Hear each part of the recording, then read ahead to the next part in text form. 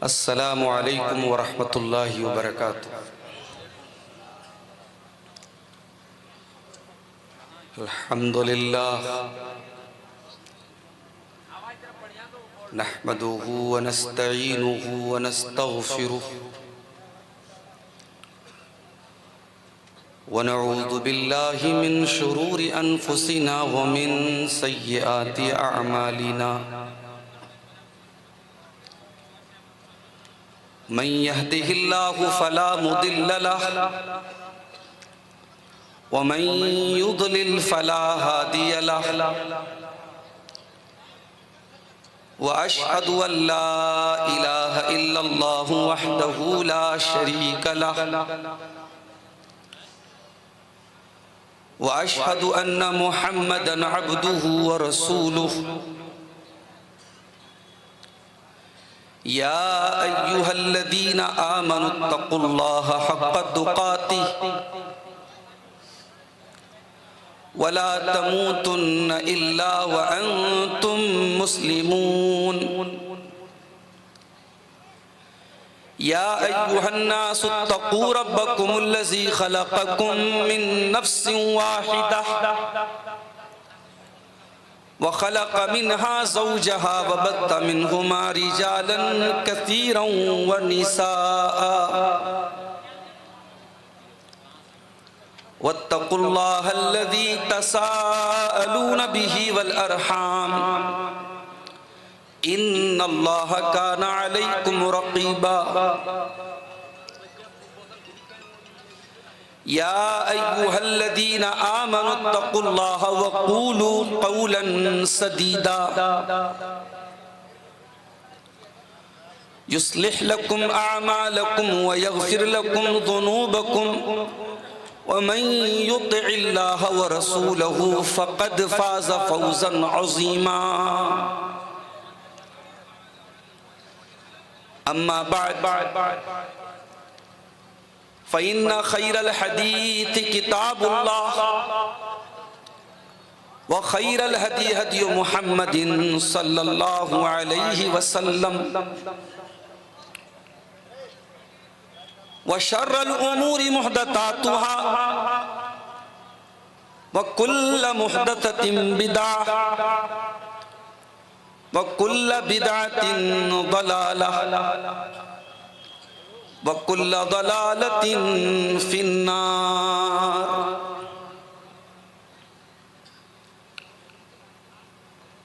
अऊज़ु बिल्लाहि मिनश शैतानिर रजीम। बिस्मिल्लाहिर रहमानिर रहीम। या अय्युहल्लज़ीना आमनू क़ू अनफुसकुम व अहलीकुम नारन वक़ूदुहन नासु वल हिजारा अलैहा मलाइकतुन ग़िलाज़ुन शिदादुन ला यासूनल्लाह मा अमरहुम व यफ़अलून मा युअमरून।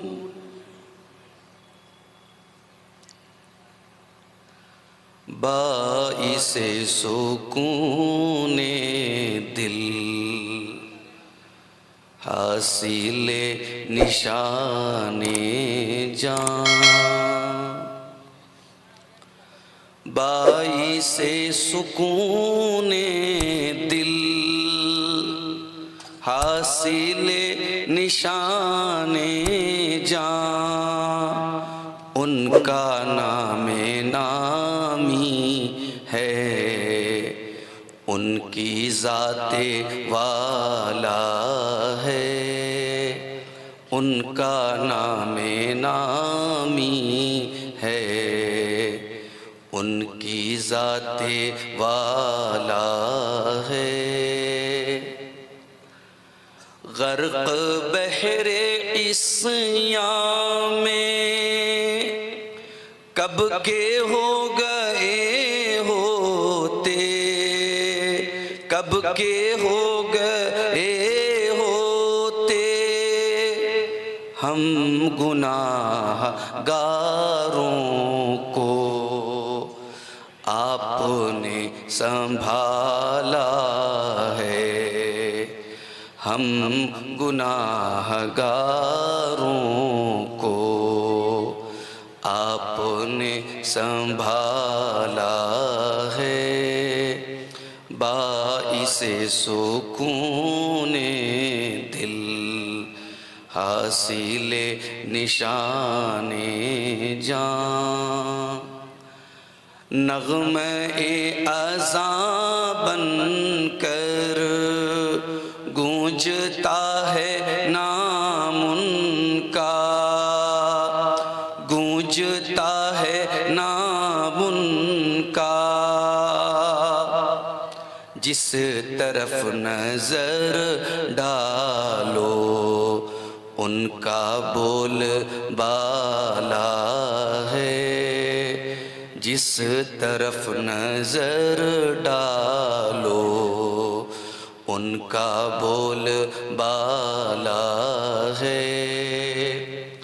सिर्फ इतना समझी है अक्ल ठोकरें खाकर, सिर्फ इतना समझी है अक्ल ठोकरें खाकर, उनकी मंजिले रिफ़अत रिफ़अतों से बाला है। बाइसे सुकूने दिल। सदर मोहतरम, उलमाए किराम, मुहतरम बुजुर्गों, नौजवान साथियों, माँओं और बहनों, प्यारे बच्चों, आज की इस तालीमी बेदारी कॉन्फ्रेंस में मौसम की ठंडक के बावजूद आप हजरात का बड़ी तादाद में जमा होना और फिर जिस इदारे की तामीर और तरक्की के लिए आज का ये प्रोग्राम हो रहा है, उसमें बढ़ चढ़ करके अभी मैंने देखा शेख मुमताज अल आरिफी हफिज़हुल्लाह चंदा कर रहे थे और आप हजरात बड़े हौसले के साथ और बड़े जज्बे के साथ ताउन भी कर रहे थे। मैं समझता हूं ये बहुत बड़ी बात है और आप हजरात के दिलों में दीन की मोहब्बत, इल्म की मोहब्बत, कुरान और हदीस की मोहब्बत की दलील है। मैं दुआ करता हूं रब्बुल आलमीन इस ठंडे मौसम में, रात जैसे जैसे आगे बढ़ रही है मौसम बराबर ठंडा हो रहा है, ठंडक की शिद्दत के बावजूद आप हजरात के आने जाने को, जमा होने को रब्बुल आलमीन कबूल फरमाए और हम सबको कहने सुनने से ज्यादा अमल की तौफीक अता फरमाए, आमीन। मेरे भाइयों, हमारे इन तमाम जलसों और इज्तिमाआत का एक बुनियादी मकसद क्या है? ये जलसे क्यों होते हैं?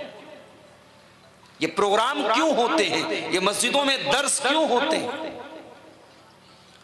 अगर आप एक लफ्ज में अगर इन तमाम दावती एक्टिविटीज का मकसद बयान करें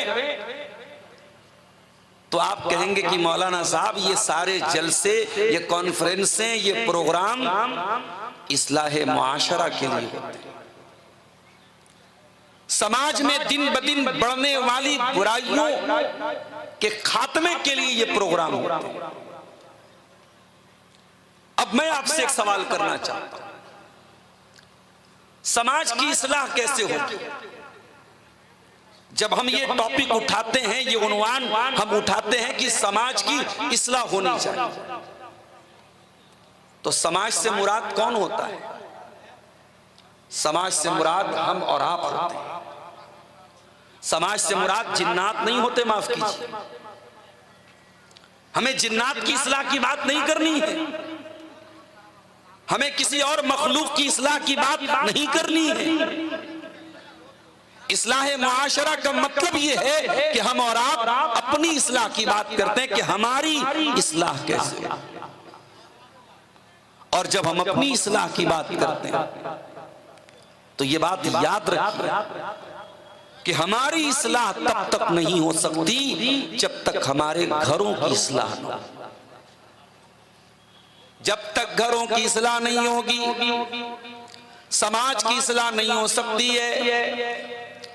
समाज को सुधारना है, समाज को बनाना है, समाज से गंदगियों को मिटाना है तो पहले अपने घर से शुरुआत करनी पड़ेगी। हर आदमी को देखना पड़ेगा उसके घर में कोई बुराई तो नहीं हो रही है। अगर आपके घर में बुराई हो रही है और आप उस बुराई का सपोर्ट कर रहे हैं, आप उस बुराई को प्रमोट कर रहे हैं, या आप उस बुराई पर खामोश बने हुए हैं, इसका मतलब यह हुआ कि समाज को बिगाड़ने में आपका भी रोल है। इसीलिए कुरान के 28वें पारे में सूरह तहरीम की 6ठी आयत में जब अल्लाह ताला जहन्नम की आग से बचाने की बात करता है तो हमें क्या हुक्म देता है, जरा गौर कीजिए। कुरान का 28वां पारा सूरह तहरीम की आयत नंबर 6 में अल्लाह फरमाता है, या अय्युहल्लज़ीना आमनू कू अनफुसकुम व अहलीकुम नारा। ऐ ईमान वालो, अपने आप को और अपने परिवार को जहन्नम की आग से बचाओ। परिवार, फैमिली, इंसान मोहब्बत करता है अपनी फैमिली से। इंसान सुबह से लेके शाम तक खटता है, किसके लिए खटता है? अपनी जिंदगी को दांव पे लगाता है, किसके लिए लगाता है? कोई ड्राइवर है, गाड़ी चला रहा है रिस्क लेकर के, एक्सीडेंट भी हो सकता है, मर भी सकता है, किसके लिए? अपने परिवार के लिए, अपनी बीवी के लिए, अपने बच्चों के लिए। कोई बेचारा मजदूर है, अपने सर पे कई किलो का, 50 किलो का, 1 कुंटल का वजन अपने सर पे लाता है, किसके लिए? अपने बच्चों के लिए, अपने परिवार के लिए। कुरान कहता है, इंसानों ईमान वालों, जिस परिवार से तुम इतनी मोहब्बत करते हो उस परिवार को जहन्नम की आग से बचाने की चिंता क्यों नहीं करते हो? कू अनफुसकुम व अहलीकुम नारा। ऐ ईमान वालों, अपने आप को और अपने घर वालों को जहन्नम की आग से बचाओ। अल्लाह इतना कह देता बस बात खत्म हो गई थी। लेकिन जब अल्लाह ताला ने जहन्नम की आग का जिक्र किया तो थोड़ी डिटेल बयान की, जहन्नम की आग कैसी होगी। अभी दिल्ली में जो कार का विस्फोट हुआ था, गौर कीजिए, कार के अंदर नहीं मालूम, अभी तक जांच चल रही है कौन सा उसके अंदर ऐसा विस्फोटक सामान था जिसकी वजह से इतना बड़ा धमाका हुआ। लेकिन उस एक धमाके से आसपास की कितनी दूर तक का इलाका मुतासिर हो गया। दुनिया में इंसान आग में जलता है, उसकी लाश देखने के लायक नहीं बचती। दुनिया की आग से 70 गुना ज्यादा खतरनाक जहन्नम की आग होगी। और जहन्नम की आग सीएनजी से नहीं जलेगी, एलपीजी से नहीं जलेगी, पेट्रोल और डीजल से नहीं जलेगी। फरमाया वक़ूदुहन्नास वल हिजारा। ऐ ईमान वालों, अपने परिवार को, अपने घर वालों को उस आग से बचाओ जिस आग का ईंधन इंसान और पत्थर होंगे। अच्छा, एक बड़े मजे की बात आपको बताऊं। मान लो बाप जन्नती है और औलाद जन्नती नहीं है, तो बाप का मन लगेगा जन्नत में? बाप का कलेजा तड़पेगा कि काश मेरे बच्चे भी जन्नत में आ जाए। शौहर अगर जन्नत में है और बीवी नहीं है, शौहर तड़पेगा काश मेरी बीवी भी मेरे साथ जन्नत में आ जाती। परिवार की मोहब्बत वहां भी रहेगी। और इसीलिए अल्लाह ताला ने सूरह तूर में एक अजीब बात बयान की। अगर जन्नत में बाप भी गया, औलाद भी गई, लेकिन आप जानते हैं जैसे दुनिया में आप फ्लाइट में सफर करते हैं, इकोनॉमी क्लास होता है, एक बिजनेस क्लास होता है। मैंने आज तक बिजनेस क्लास का सफर नहीं किया, बड़ा महंगा होता है और इंडिया में बहुत सिलेक्टेड फ्लाइट्स में होता है। मैं क्यों बिला वजह बड़ाई क्यों बयान करूं भाई, जो मैंने सफर नहीं किया नहीं किया। आपके बिहार के एक साहब हैं, उन्होंने एक तकरीर में कहा कि मैं फ्लाइट में सफर कर रहा था और आरएसएस के जो चीफ है मोहन भागवत, वो मेरी सीट पे, मेरे बगल वाली सीट में आके बैठ गए। अब कोई पूछे कि साहब मोहन भागवत इतना बड़ा आदमी, वो तो बिजनेस क्लास का सफर करता है, आपके बगल में कैसे वो आके बैठ गए? तो फ्लाइट में बिजनेस क्लास बहुत हाई फाई होता है, इकोनॉमी क्लास के मुकाबले में बिजनेस क्लास हाई फाई होता है। ट्रेन का आप सफर करते हैं, ट्रेन में आप देखिए एक जनरल क्लास होता है, एक स्लीपर क्लास होता है, फिर एसी में थर्ड एसी होता है, सेकंड एसी होता है, एसी फर्स्ट क्लास भी होता है। जितना गुड़ डालते जाएंगे उतना मीठा होता चला जाएगा। एसी फर्स्ट क्लास में भी एसी लगा है, एसी थर्ड क्लास में भी एसी लगा है, लेकिन दोनों में फर्क है। सफर सब कर रहे हैं, गोड्डा से नई दिल्ली जाने वाली ट्रेन में बैठे, दिल्ली सबको पहुंचना है, ट्रैवल सब कर रहे हैं, जर्नी सब कर रहे हैं, क्लास अलग अलग है। जन्नत में भी अलग अलग दर्जे होंगे, अलग अलग क्लास होंगे, और जन्नत का सबसे आला दर्जा जन्नतुल फिरदौस होगा। इसीलिए अल्लाह के नबी फरमाते हैं, जब तुम अल्लाह ताला से जन्नत मांगा करो तो अल्लाह से जन्नतुल फिरदौस मांगा करो, क्योंकि जन्नत का सबसे आला दर्जा जन्नतुल फिरदौस है। सवाल ये पैदा हुआ, बाप बड़ा नेक है, मुत्तकी है, परहेजगार है, बाप तो जन्नत के हायर क्लास में पहुंच गया, ऊंचे दर्जे में पहुंच गया, और बेटा जन्नत के नीचे क्लास में है। तो दोनों जन्नत में, लेकिन बाप बेटे अलग अलग क्लास में, और जन्नत के जो क्लास होंगे उसमें बहुत फर्क होगा। जो ऊंचे क्लास के लोग होंगे वो नीचे के क्लास के लोगों से बहुत ऊंचाई पर होंगे।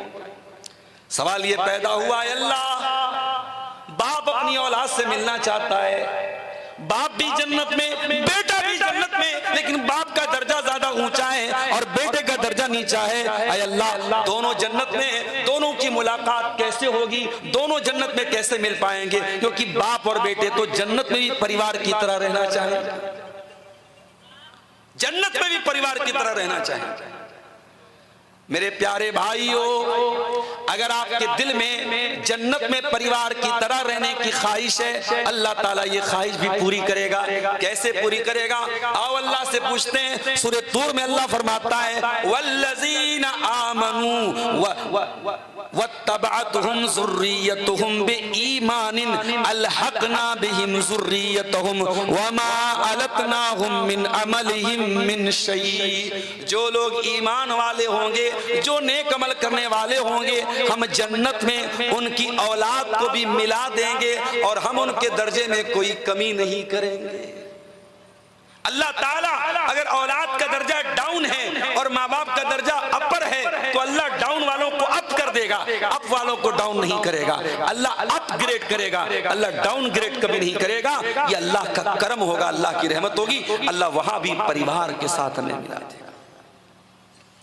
ऐ दुनिया वालों, अब तुम अपने दिल पर हाथ रख के बताओ कि तुम्हें अपने परिवार की चिंता है या नहीं है?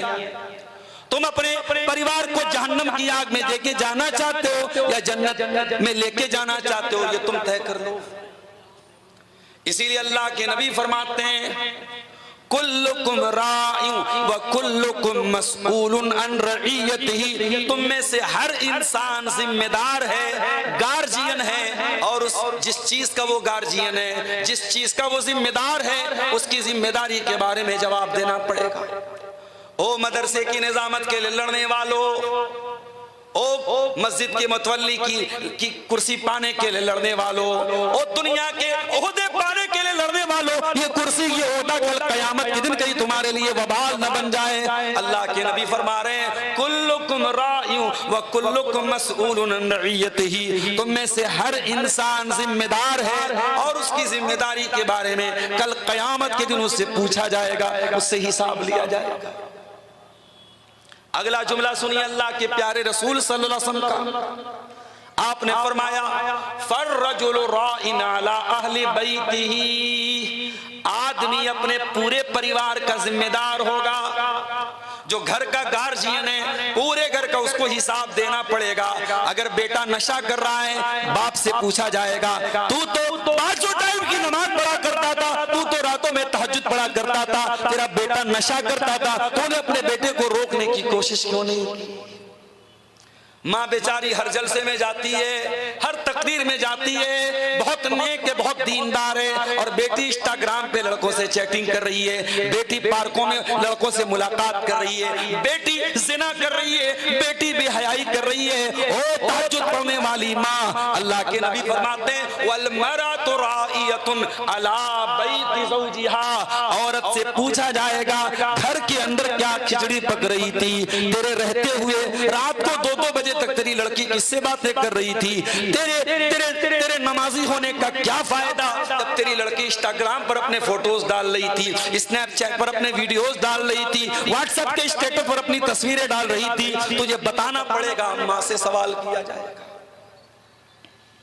बड़ी हदीसें आपने सुनी है, बाप जन्नत का दरवाजा है, माँ के कदमों के नीचे जन्नत है। आज एक हदीस और सुना देता हूँ, सुन के चले जाओ। आज इस जलसे से एक चीज लेके जाओ कि माँ बाप, अगर माँ के कदमों के नीचे जन्नत है और बाप जन्नत का दरवाजा है, बहुत अच्छी बात है। लेकिन एक और हदीस भी आपको सुना देता हूँ।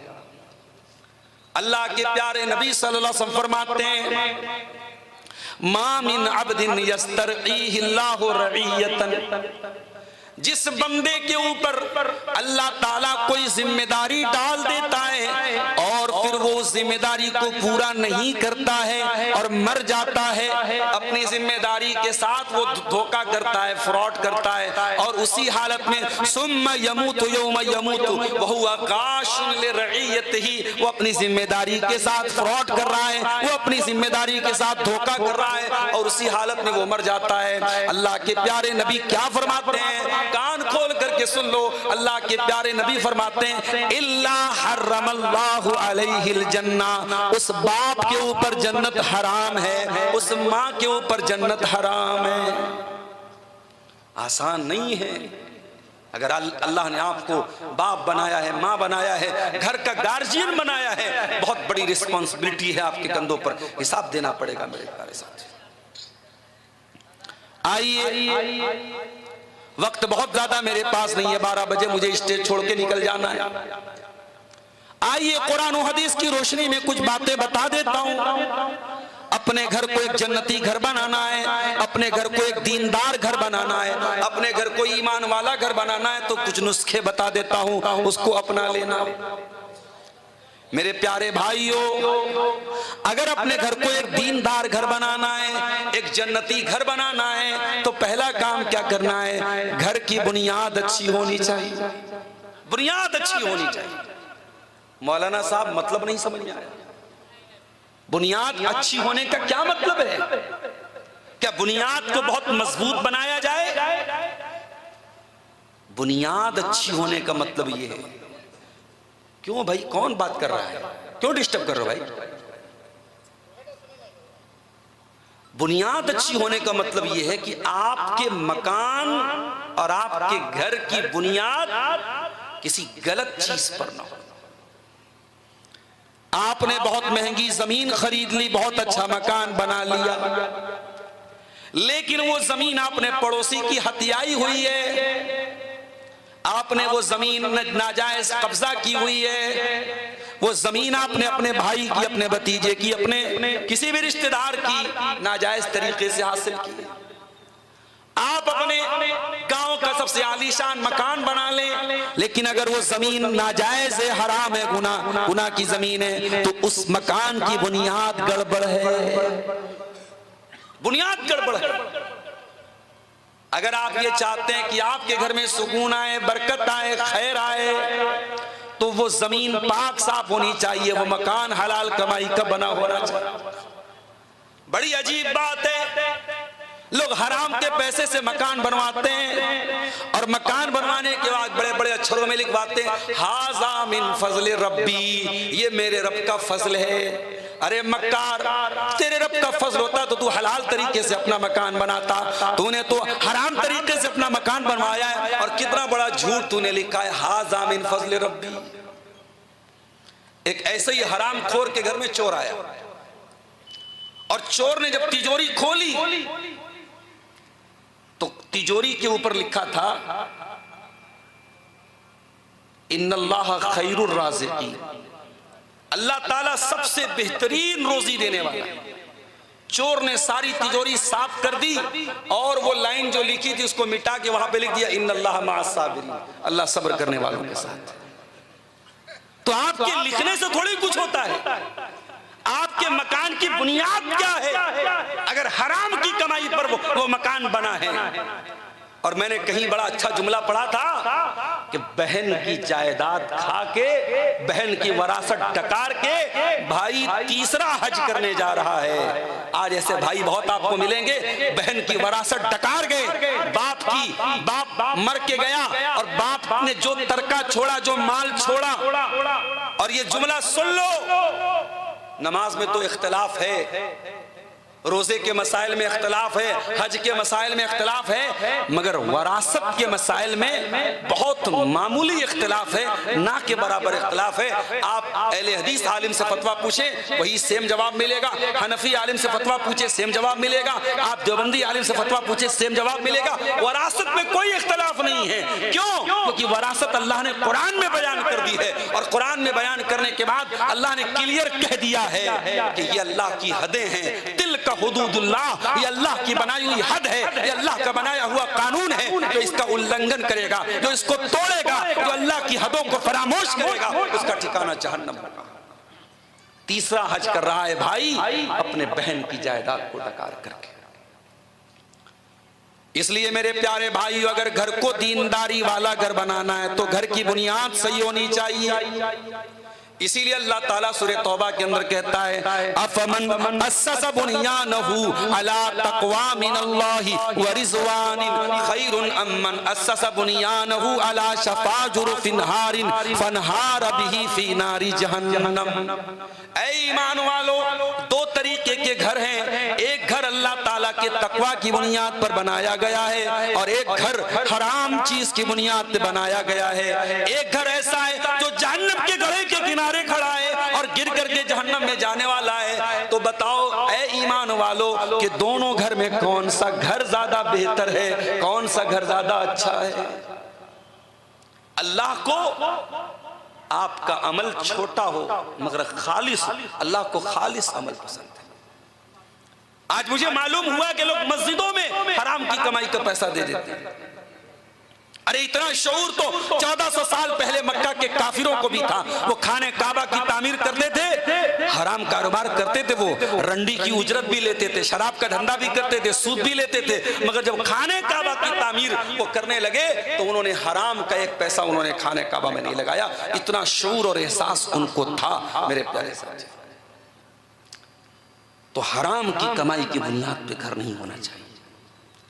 हजारों साल पहले अल्लाह का एक बंदा मक्का की सरजमीन पर अपने बेटे को लेकर के खाने काबा बना रहा था। उस खाने काबा के ऊपर कोई रेशमी कपड़े का गिलाफ भी नहीं चढ़ा था, वो सीमेंट का दौर भी नहीं था, वो छड़ का दौर भी नहीं था। इब्राहीम अलैहिस्सलाम ने अपने बेटे इस्माइल के साथ पत्थरों को उठा उठा के खाने काबा बनाया था। सोचो मेरे भाइयों, बिल्डिंग मटेरियल के हिसाब से बात की जाए, खूबसूरती के हिसाब से बात की जाए तो आज के खाने काबा की तरह वो खाने काबा नहीं था।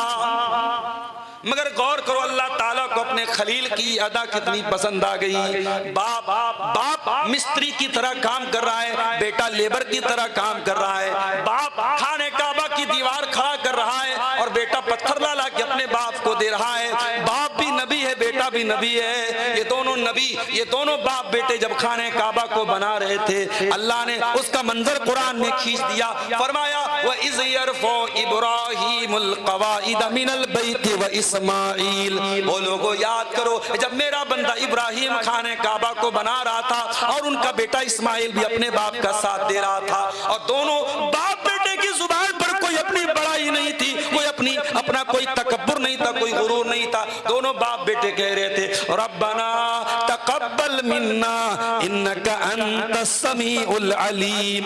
परवरदिगार हम ये बना तो रहे हैं खाने काबा, हम बना तो रहे तेरी इबादत का घर, हमें नहीं पता हमारी ये नेकी कबूल होगी कि नहीं कबूल होगी। ऐ अल्लाह तू अपने करम से हमारी इस नेकी को कबूल कर ले। अल्लाह को इखलास पसंद है, छोटा सा अमल है अगर इखलास की बुनियाद पर है अल्लाह कबूल कर लेगा। और बहुत बड़ा अमल है अगर दिखावे के लिए है, नुमाइश के लिए है, हराम चीज पर उसकी बुनियाद है, अल्लाह कबूल नहीं करेगा मेरे साथ। और आगे बढ़िए, घर को अगर दीनदार घर बनाना है, एक काम आपको और करना पड़ेगा। अपने घर को अगर दीनदारी वाला घर बनाना है तो अच्छी और नेक दीनदार बीवी को घर में लाना पड़ेगा। क्योंकि आप तो जॉब पे चले जाएंगे, आप तो बिजनेस के लिए निकल जाएंगे, ठेकेदार अपने कॉन्ट्रैक्ट के लिए निकल जाएगा, जॉब करने वाला अपने ऑफिस में चला जाएगा, मजदूरी करने वाला मजदूरी करने चला जाएगा, दुकानदार दुकान पे चला जाएगा। घर में कौन रहेगा? आपकी बीवी रहेगी, आपके बच्चे रहेंगे। आपकी बीवी ही घर को संभालेगी। इसीलिए बीवी को घरवाली भी कहा जाता है, बीवी को घरवाली कहा जाता है। और बिल्कुल सही कहा जाता है, बीवी ही घरवाली। तो बीवी नेक होनी चाहिए। अब नेक बीवी कैसे मिलेगी? तलाश कीजिए। तुनकहुल मरातु लिअरबईन, अल्लाह के प्यारे नबी फरमाते हैं जब औरत का निकाह होता है चार चीजें औरत के अंदर देखी जाती हैं, ले मालिहा वले हसबिहा वले जमालिहा वले दीनिहा। औरत का माल देखा जाता है, औरत की खूबसूरती देखी जाती है, उसका खानदान देखा जाता है और उसकी दीनदारी देखी जाती है। आपने फरमाया फज़फर बिज़ाति दीनी तरिबत यदा, दीनदार औरत को घर में लेके आ जाओ, कामयाब हो जाओगे। दीनदार को कौन पूछता है? हम करोड़पति हैं तो बहू भी करोड़पति आनी चाहिए। हमारे पास इतना आलीशान बंगला और मकान है तो हमारे समधी का मकान भी उतना ही आलीशान होना चाहिए। हम तो स्टेटस देखते हैं, हम तो बिरादरी देखते हैं, हम तो दौलत देखते हैं। कितनी दीनदार लड़कियां हैं, गरीब हैं, बाप गरीब है, उनके पास आलीशान कोठी नहीं है, उनके पास आलीशान मकान नहीं है, बहुत नेक है, दीनदार है, कुरान की हाफिजा है, आलिमा है, मगर कोई अच्छा रिश्ता उसको नहीं मिल रहा है। क्यों? बेचारी गरीब है या बहुत गरीब भी नहीं है लेकिन शक्ल सूरत बहुत अच्छी नहीं है। ओ लोगों, तुमने शक्ल सूरत को मेयार बना के रखा, तुमने दौलत को मेयार बना के रखा। मेरे नबी फरमाते हैं फज़फर बिज़ाति दीन, तुम्हें कामयाब होना है तो दीनदार को घर में लेके आ जाओ। एक नेक औरत से बड़ी दुनिया की कोई दौलत नहीं है मेरे साथी। अल्लाह के प्यारे नबी सल्लल्लाहु अलैहि वसल्लम फरमाते हैं अद्दुनिया कुल्लुहा मता, दुनिया पूरी की पूरी फायदा उठाने की चीज है। व खैरु मताई दुनिया अल मरातु सालिहा, और दुनिया की सबसे कीमती दौलत नेक औरत है। एक और हदीस में अल्लाह के प्यारे नबी सल्लल्लाहु अलैहि वसल्लम फरमाते हैं लियत्तखिज अहदुकुम कल्बन शाकिरा व लिसानन ज़ाकिरा व ज़ौजतन मुमिनतन तुईनुहु अला अम्रिल आखिरा। ओ लोगो, तुम्हें दुनिया में अगर खजाना बनाना है तो तीन चीजों को खजाना बना लो। अपने मुंह में ऐसी जुबान लेके आ जाओ जो अल्लाह का जिक्र करने वाली हो, अपने सीने में ऐसा दिल पैदा कर लो जो अल्लाह का शुक्रिया अदा करने वाला हो, और अपने घर में नेक बीवी को लेके आ जाओ जो दीन के कामों में तुम्हारी मदद करे। दीनदार बीवी को लेके आ जाओ। और यहां एक बात और सुन लीजिए, जिस तरीके से बहू के मामले में आपको बहुत होशियार रहना है, वैसे ही दामाद के मामले में बहुत होशियार रहना है। अरे मौलवी साहब, मेरी बेटी बहुत पढ़ी लिखी है, बहुत अच्छी है, अगर दामाद कुछ खराब भी होगा, कुछ गड़बड़ भी होगा, मेरी बेटी जाके सही कर देगी। गलत है ये उसूल और गलत है ये कायदा। अपनी बेटियों को डिटर्जेंट पाउडर समझना बंद कर दो, वॉशिंग मशीन समझना बंद कर दो मेरे साथ। आपकी बेटी जाके दूसरों का दाग साफ करेगी, दूसरों की कमियों को दूर करेगी। इतना बड़ा रिस्क क्यों ले रहे हो? अपनी बेटी को ऐसे घर में क्यों दे रहे हो? लड़का गवर्नमेंट जॉब में है, थोड़ा शराब वराब पी लेता है, थोड़ा जिनाकारी बदकारी कर लेता है, थोड़ा जुआ हुआ खेल लेता है। हाँ मौलवी साहब सब ठीक है, सरकारी जॉब है, गवर्नमेंट जॉब है। अच्छा, गवर्नमेंट जॉब है तो शराब चल जाएगी, ज़िना चल जाए, कोई बात नहीं। हमारी लड़की बनात से पढ़ी, आलिमा है, फाजिला है, हमारी लड़की जाके समाज लेगी।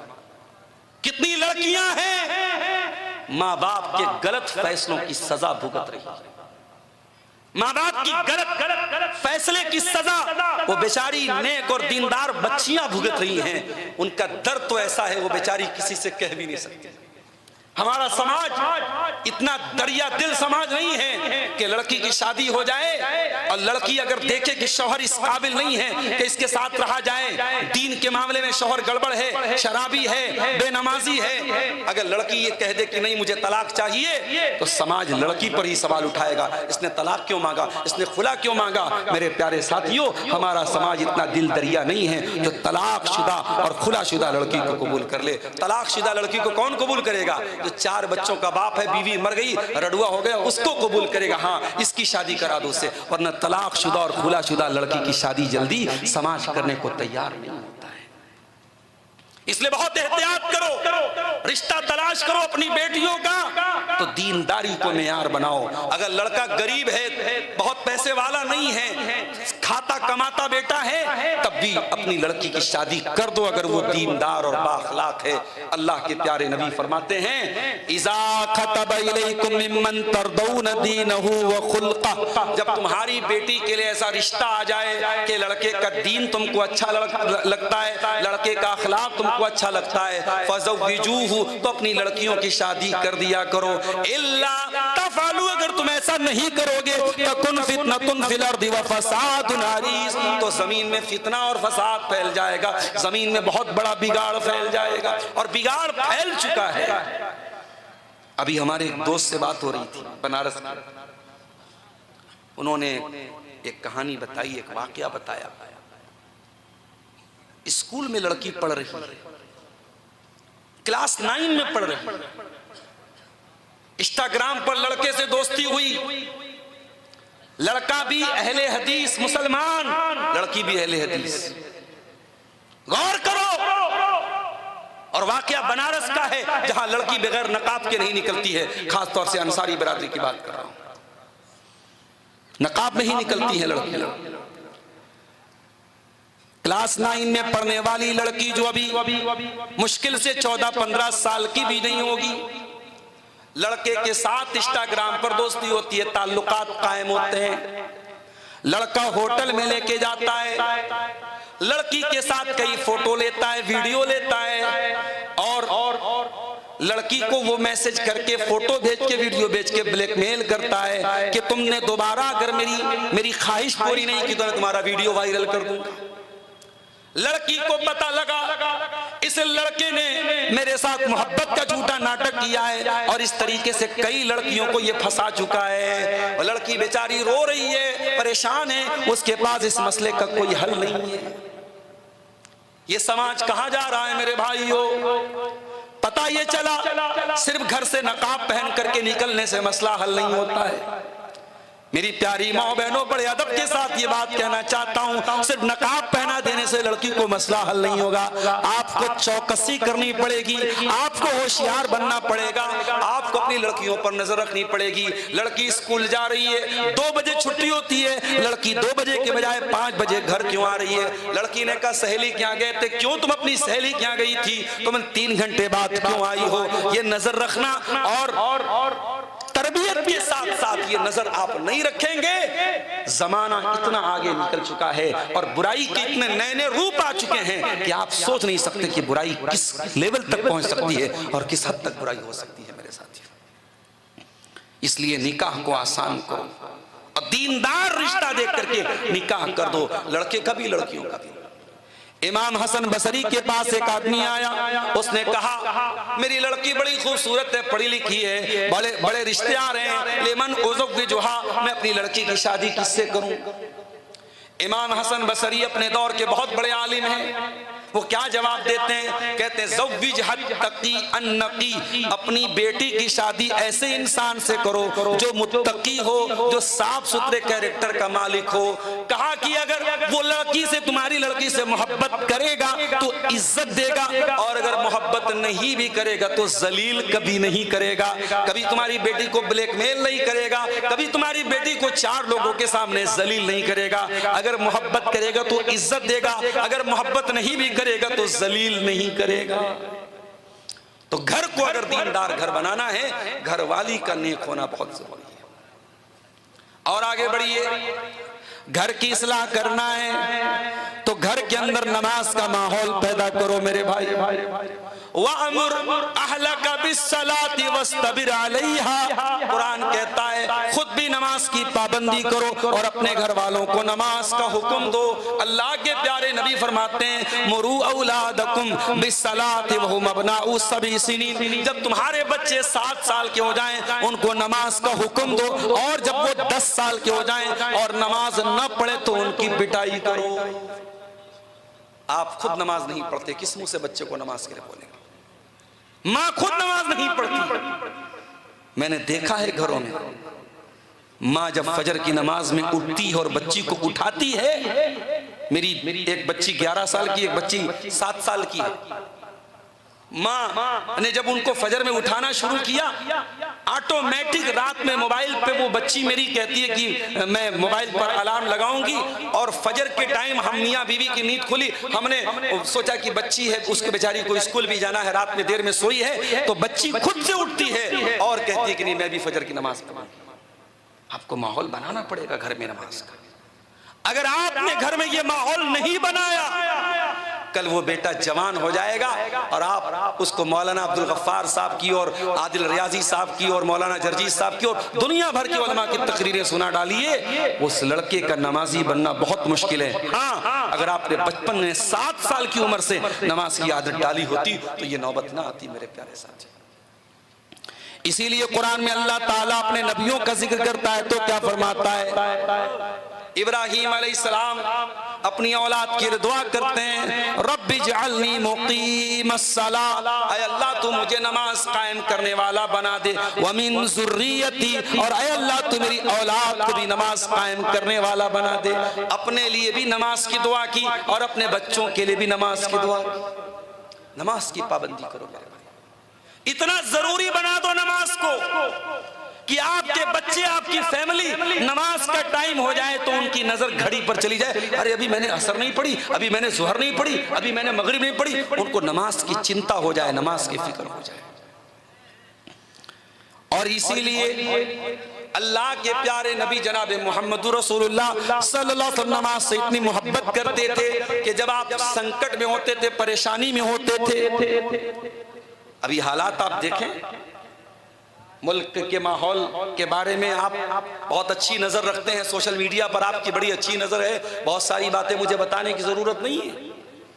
बेचैन अगर आप हैं, आपके दिलो दिमाग में अगर किसी चीज की टेंशन है, चिंता है, तो चिंता का हल क्या है? वस्तईनु बिस्सब्रि वस्सलाह, सब्र से काम लो, नमाज से काम लो। सब्र की पाबंदी करो, नमाज की पाबंदी करो। हजरत आयशा फरमाती हैं अल्लाह के प्यारे नबी के ऊपर जब भी कोई परेशानी आती थी, इज़ा हज़बहु अम्रुन सल्ला, अल्लाह के प्यारे नबी नमाज के लिए खड़े हो जाते थे। नमाज की पाबंदी करो मेरे प्यारे साथी। और आगे बढ़िए, घर को दीनदारी वाला घर बनाना है। एक काम और करना पड़ेगा, घर में अल्लाह का जिक्र होना चाहिए। सुबह शाम के अस्कार पढ़ो, बच्चों को दुआएं सिखाओ। बच्चे बाथरूम में जाने लगे, सिखाओ बेटा बाथरूम में जाने के पहले दुआ पढ़ के जाओ, अल्लाहुम्मा इन्नी अऊज़ु बिका मिनल खुबुथि वल खबाइस। बच्चे बाथरूम के बाहर निकलें, उनको जैसे हाथ धोना सिखाते हो वैसे सिखाओ। बेटा बाथरूम के बाहर बायां दायां पैर बाहर निकालो और निकाल करके कहो गुफरानका, ये दुआएं सिखाओ बच्चों। रात में बच्चा सोने लगे तो बच्चों को दुआएं सिखाओ, अल्लाहुम्मा बिस्मिका अमूतु व अहया। सुबह बच्चा सो करके उठे, दुआ सिखाओ, अल्हम्दुलिल्लाहिल्लज़ी अहयाना बादा मा अमातना व इलैहिन नुशूर। ओ मेरी प्यारी माँ बहनों, तुमने अपने बच्चों को ट्रेन छूट जाएगी भाई, दिक्कत हो जाएगी। आपने अपने बच्चों को इंग्लिश मीडियम स्कूल में एडमिशन कराया, बच्चा स्कूल से आया, मम्मी ने पूछा बेटा तुमने स्कूल में क्या क्या पढ़ा, बच्चा कॉपी लेके बैठ गया, बुक लेके बैठ गया। ओ मेरी प्यारी माँ बहनों, अगर आपके पढ़ाने से आपका बच्चा इंग्लिश की पोयम याद कर सकता है, ट्विंकल ट्विंकल लिटिल स्टार याद कर सकता है, अगर आपका बच्चा जन गण मन अधिनायक भारत का राष्ट्रगान याद कर सकता है, अगर माँ बाप के सिखाने से बच्चा नज़्में याद कर सकता है, तो बच्चा दुआएं भी याद कर सकता है। बच्चे को दुआएं सिखाओ, घर में अल्लाह का जिक्र हो। मगर हो क्या रहा है, आपने तो बच्चे के हाथ में मोबाइल थमा दिया, बच्चा यूट्यूब पर कार्टून देख रहा है, बच्चा यूट्यूब पर वीडियो देख रहा है। और माफ करना, आप अपने बच्चों को यूट्यूब का जो वीडियो दिखा रहे हैं, ये यूट्यूब का वीडियो भी बहुत स्लो पॉइजन है, जो आपके बच्चे को धीरे धीरे बेहया बना रहा है। मैंने एक मर्तबा गौर किया कि बच्चों के जो वीडियोस होते हैं, हमें लगता है बच्चा तो बच्चों के वाले वीडियो देख रहा है, बच्चों वाले वीडियोस में भी कभी गौर कीजिएगा, उसमें लड़कियां कैसे कैसे कपड़े पहन रही हैं। 15 साल की 16 साल की लड़कियां वो बच्चों के कार्टून वाला प्रोग्राम, उसमें कैसे कपड़े पहन रही हैं। वो कपड़े जब आपकी बेटी देखेगी, आपकी बेटी जब जवान होगी, वो सोचेगी मैं ऐसा ही कपड़ा पहनूं। बच्चों के वीडियो में सिखाया जाता है कोई गर्लफ्रेंड होती है, कोई बॉयफ्रेंड होता है। इस्लामी सोसाइटी में कोई गर्लफ्रेंड और बॉयफ्रेंड का रिश्ता नहीं है। इस्लामी सोसाइटी में या तो मियां बीवी का रिश्ता है, या तो माँ बाप का रिश्ता है, या तो भाई बहन का रिश्ता है। इस्लामी सोसाइटी में और समाज में गर्लफ्रेंड और बॉयफ्रेंड की कोई जगह नहीं है मेरे साथ। इस्लाम किसी लड़की को इस बात की इजाजत नहीं देता है वो किसी लड़के से प्यार और मोहब्बत करे, और प्यार और मोहब्बत करने के बाद लड़की लड़के के साथ अपने माँ बाप से बगावत करके भाग जाए। नहीं नहीं, ऐ मेरी प्यारी बहनों, बड़े साफ अल्फाज में कह देता हूं, गौर से सुनना। इस्लाम ने आपको महारानी बनाया है। इंग्लैंड की महारानी एलिजाबेथ से मिलना हो तो आसान नहीं है, बहुत सारे प्रोटोकॉल हैं। हमारे भारत में इंदिरा गांधी किसी जमाने में प्राइम मिनिस्टर थी, उनसे मिलना होता था तो प्राइम मिनिस्टर के पीए से मिलना पड़ता था। बिहार की वजीर आला किसी जमाने में राबड़ी देवी थी, उनसे मिलना होता था, उनके पीए से मिलना पड़ता था। मेरी प्यारी बहनों, नौकरानी से मिलने के लिए कोई अपॉइंटमेंट लेना नहीं पड़ता है, लेकिन महारानी से मिलने के लिए अपॉइंटमेंट लेना पड़ता है। ओ मेरी बहनों, आपको इस्लाम ने नौकरानी नहीं बनाया, इस्लाम ने आपको महारानी बनाया है। और महारानी को अगर महारानी से मिलना है तो डायरेक्ट नहीं मिला जा सकता। आपको इस्लाम ने महारानी बनाया है, आपसे मिलना है और आपसे शादी करना है, निकाह करना है, तो आपके वली से इजाजत लेनी पड़ेगी। बाप जिंदा है तो बाप से इजाजत लेनी पड़ेगी, बाप नहीं है भाई जिंदा है, भाई से इजाजत लेनी पड़ेगी, दादा जिंदा है दादा से, जो भी आपका वली है, गार्जियन है, गार्जियन से इजाजत लेनी पड़ेगी। और जो लड़का प्यार और मोहब्बत का दावा करता है और फिर आपसे यह कहता है मेरे साथ भाग जाओ, वो लड़का आपसे प्यार नहीं करता है, वो सिर्फ आपके जिस्म के साथ खेलना चाहता है। उसे आपसे मोहब्बत होती तो वो प्रॉपर चैनल से आता, आपके गार्जियन से मिलता, आपके बाप से मिलता और निकाह का पैगाम भेजता, और निकाह करके आपको जन्नत में अपना हमसफर बना के ले जाता।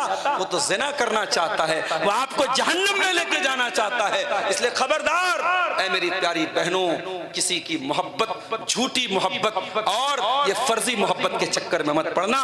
मोहब्बत वो होती है जो निकाह के जरिए वजूद में आती है, मोहब्बत वो होती है जो प्रॉपर चैनल से आती है। मेन गेट से इंसान अपने जो है उस लड़की के गार्जियन के जरिए निकाह का पैगाम भेजता है, वो असली मोहब्बत होती है।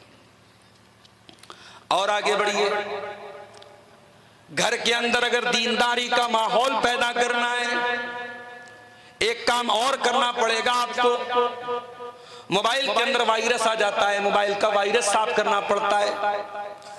मोबाइल के अंदर से बहुत सारी फाइलों को डिलीट करना पड़ता है।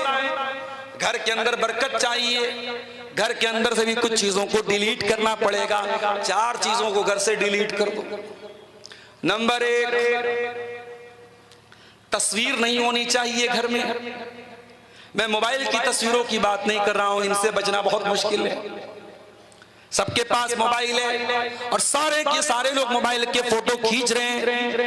ये एक तहकीकी मसला है कि क्या मोबाइल के फोटो भी उस हराम तस्वीर के जुमरे में आएंगे जिससे हदीसों में मना किया गया है, वो एक अलग मसला है और बड़े बड़े सीनियर उलमा उसके बारे में फैसला करेंगे। मैं उस पर कोई बात नहीं कहना चाहता, लेकिन मुसलमान के घर में शादी का फोटो एल्बम बना के और फ्रेम में लगा के कमरे में सजाया गया है। ये हमारी शादी की सालगिरह का फोटो है, ये हमारे वलीमा का फोटो है, ये मेरी दुल्हन, मेरी शादी की पहली रात का फोटो है। और इस तरीके से कमरे में मियाँ बीवी के फोटोज को लगाया जाए या अलमारी में सजाया जाए, ये गलत है। और अल्लाह के नबी फरमाते हैं, ला तदखुलुल मलाइकतु बैतन फीही कल्बुन वला सूरा, जिस घर में कुत्ता हो और जिस घर में तस्वीर हो उस घर में रहमत के फरिश्ते नहीं आते। और अगर आपने अपनी वाइफ को, अपनी जवान बेटी को मोबाइल दिया है तो एक बात की बहुत सख्त ताकीद कर दीजिए कि आपकी घर की औरतें अपना फोटो किसी दूसरी औरत को भी ना शेयर करें।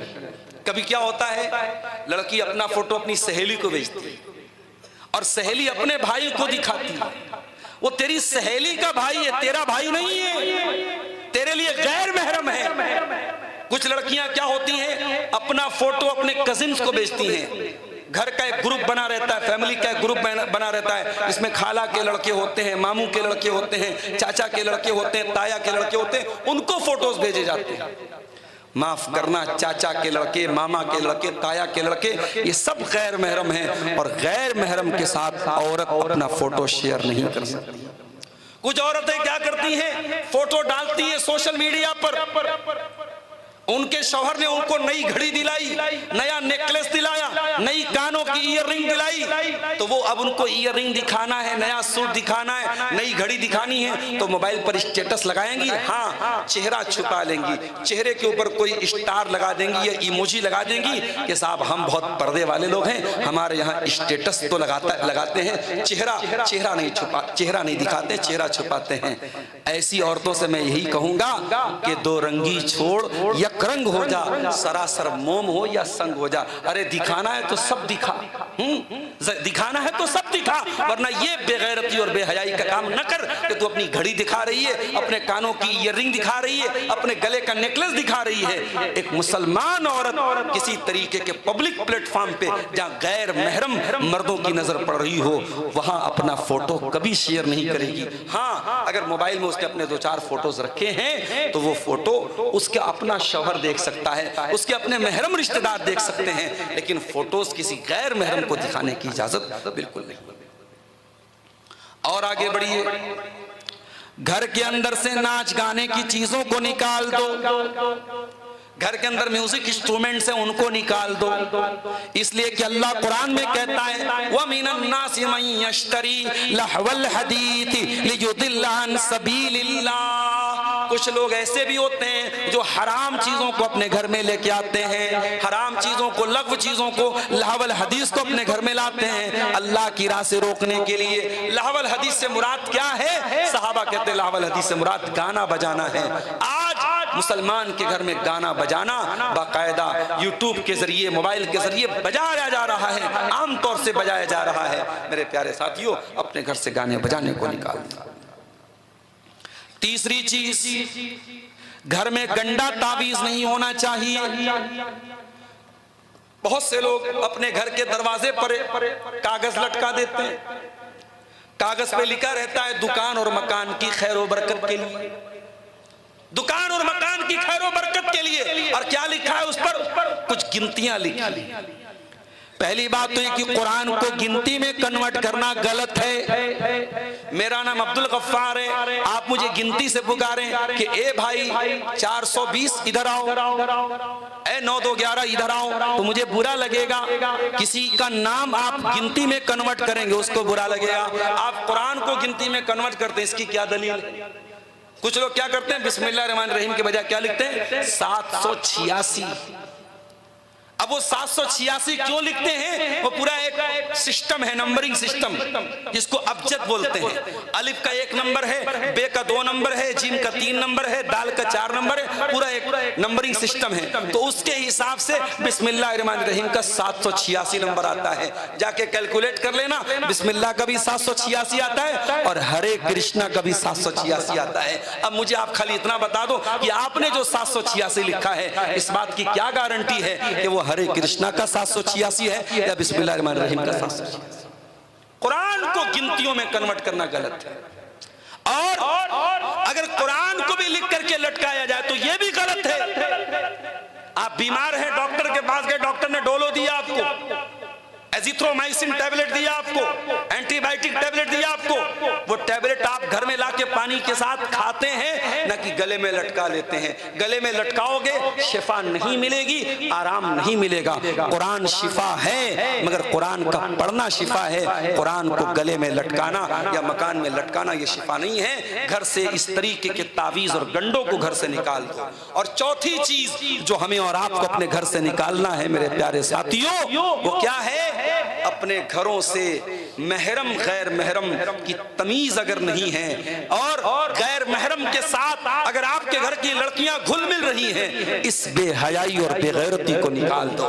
जिस तरीके से अपनी जवान बेटियों को, मोहल्ले के, गांव के गैर महरम लड़कों से अपनी बेटियों को उनको पर्दे में रखते हो, दूर रखते हो, वैसे ही चाचा के लड़कों से, मामा के लड़कों से, खाला के लड़कों से भी अपनी जवान बेटियों को पर्दा कराओ। जब आपकी बेटी अपनी बहन के घर जाए तो बेटी को समझा दो कि तेरे जीजा जी वो तेरे जीजा जी हैं, लेकिन तेरे गैर महरम हैं। साली को इस बात की इजाजत नहीं है कि वो जीजा के साथ और अपने बहनोई के साथ बाइक पर चिपक करके बैठ के जाए, वो बहरहाल उसके लिए गैर महरम है। देवर के साथ भाभी जो है वो हंसी मजाक करे और बेतकल्लुफी करे और उससे बेहुदा बातें करें और अकेले और तन्हाई में उसके साथ मिले जुले, इस बात की इजाजत नहीं है। अल्लाह के रसूल ने फरमाया अल-हम अल-मौत, देवर अपनी भाभी के लिए मौत है। इस तरीके की जितनी चीजें हैं जो पर्दे के सिलसिले में होने वाली लापरवाही है, अपने घर से निकाल दो। और आखिरी चीज, चूंकि हमारे बाद शेख आदिल रियाजी साहब का भी खिताब होना बाकी है और मुझे निकलना भी है, ताखिर हो रही है, एक आखिरी बात बयान करके बात खत्म करता हूं।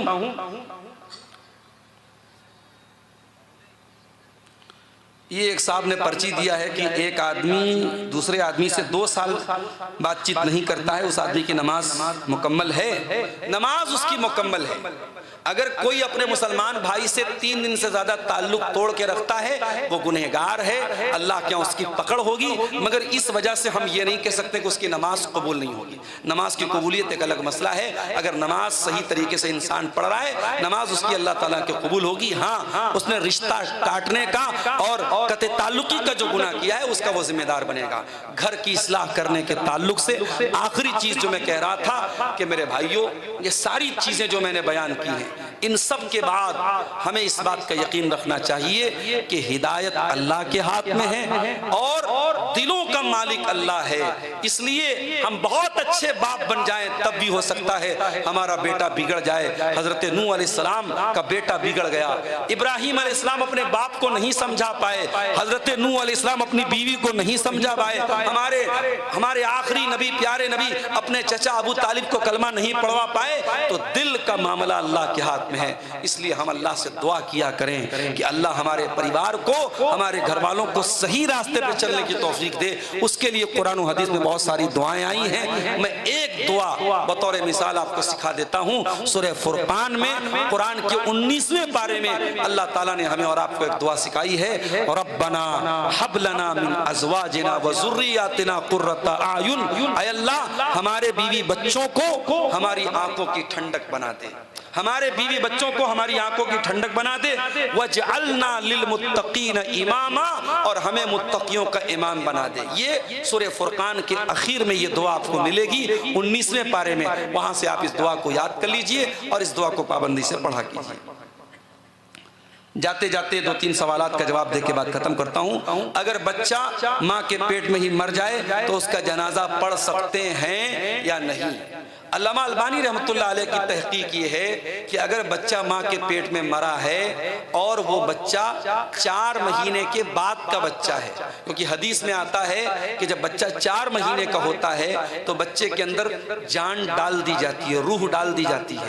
तो बच्चा मान लो कि 7 महीने का, 8 महीने का, 9 महीना का होकर के मरा है, पैदा हुआ है और मरा हुआ पैदा हुआ है, तो उसकी जनाजे की नमाज पढ़ी जाएगी। उसका वही हुक्म है जो जिंदे का हुक्म है।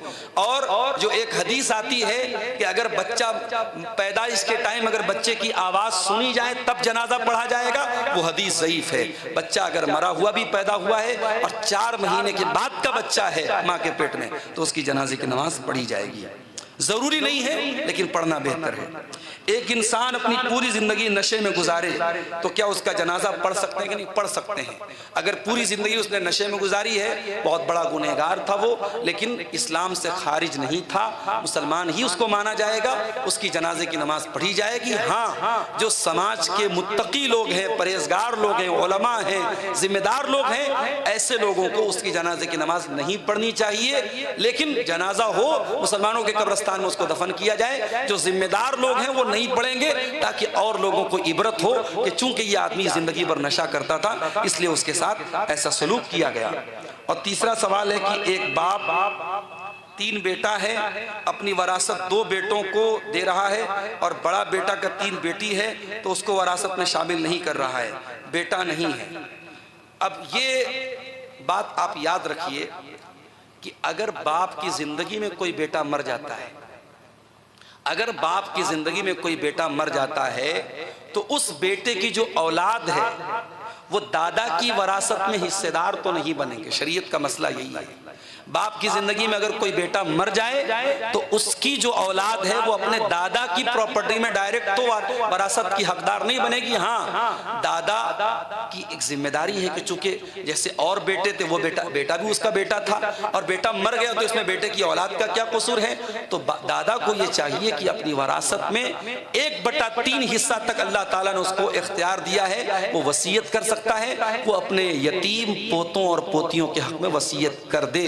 ये अगरचे कंपलसरी नहीं है, जरूरी नहीं है, मगर इंसानियत का तकाजा है और यतीम पोते पोतियों के साथ दादा का जो रिश्ता है उसका तकाजा है कि दादा ये वसीयत करके जाए। हाँ, अगर बाप मरा है और या बाप अपनी जिंदगी में बंटवारा कर रहा है और 3 बेटे हैं और 2 बेटों की कई औलाद है और एक बेटे की सिर्फ बेटियां हैं, कोई बेटा, जैसा कि इस सवाल से समझ में आ रहा है, अगर जिंदगी में बंटवारा करेगा तो इससे कोई मतलब नहीं कि किसका कितना बेटा है। वो जो भी बंटवारा करेगा बराबर करेगा, उसकी सारी औलाद बराबर है। किसी एक बेटे को ज्यादा बेटे हैं तो उसको ज्यादा दे और किसी को कम बेटे उनको कम दे, इसकी शरीयत में गुंजाइश नहीं है। अलबत्ता अगर वो कारोबार सारे भाइयों का मुश्तरका कारोबार हो, सबने मिलकर के काम किया हो, तो उसको आपस में मिलजुल करके तय कर लेना चाहिए, क्योंकि शरीयत में जो बंटवारे की बात है वो बाप के अपने माल की है। अगर भाइयों का अपना फैलाया हुआ बिजनेस है, भाइयों का अपना कारोबार है, तो फिर भाइयों को आपस में इख्तियार है, वो जैसे चाहे आपस में बांट ले। लेकिन बाप की जो वरासत है या बाप का जो माल है वो बराबर बांटा जाएगा। अल्लाह ताला से दुआ है रब्बुल आलमीन हम सबको नेक अमल, अच्छी समझ की तौफीक अता फरमाए। आमीन व आखिर दावाना अनिल हम्दुलिल्लाहि रब्बिल आलमीन।